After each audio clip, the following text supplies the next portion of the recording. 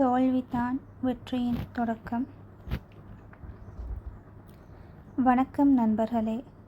நம் எல்லோருடைய வாழ்க்கையிலும் ஒரு பொதுவான விஷயம் உண்டு. அது என்ன தெரியுமா? தோல்வி. ஒரு பிஸ்னஸ் தோற்று போயிருக்கலாம், பரீட்சையில் மார்க் குறைந்திருக்கலாம், அல்லது ஒரு உறவு முறிந்திருக்கலாம்.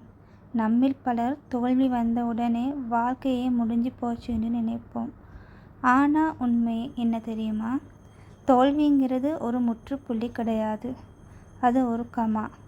இந்த வீடியோவில் தோல்விகளை எப்படி வெற்றிக்கான பாடமாக மாற்றுறதுன்னு 3 முக்கியமான வழிகளை பற்றி பார்க்க போகிறோம். வாங்க வீடியோக்குள்ளே போகலாம். முதல் விஷயம், தோல்வியை ஒரு அவமானமாக பார்க்காதீங்க, அதை ஒரு அனுபவமாக பாருங்கள். தாமஸ் எடிசன் பல்பை கண்டுபிடிக்க 1000 முறை தோற்றுப்போனார். யாராவது அவரிடம் போய் ஏன் இத்தனை தடவை தோற்றீர்கள் என்று கேட்டபோது அவர் சொன்ன பதில், நான் 1000 முறை தோற்கவில்லை, பல்ப் எரியாததற்கான 1000 வழிகளை கண்டுபிடித்தேன். தோல்வி உங்களை மட்டுப்படுத்த வரவில்லை, உங்களை செதுக்க வந்திருக்கிறது. இதை நீங்கள் நம்பினா மட்டும்தான் அடுத்த அடி எடுத்து வைக்க முடியும். இரண்டாவது ஸ்டெப் ரொம்ப முக்கியம். உணர்ச்சி வசப்படுறதை நிறுத்திட்டு கொஞ்சம் யோசிச்சு பாருங்க. ஏன் தோத்தோம்? தவறான திட்டமிடலா? முயற்சி பத்தலையா? சரியான நேரம் இல்லையா?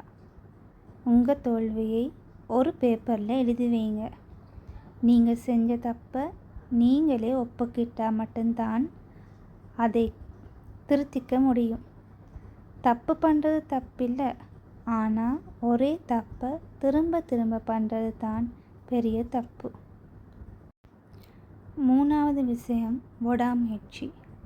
விழுந்த இடத்திலேயே படுத்து கிடந்தால் அது தோல்வி, விழுந்த வேகத்தில் எழுந்து ஓடினால் அது வெற்றி.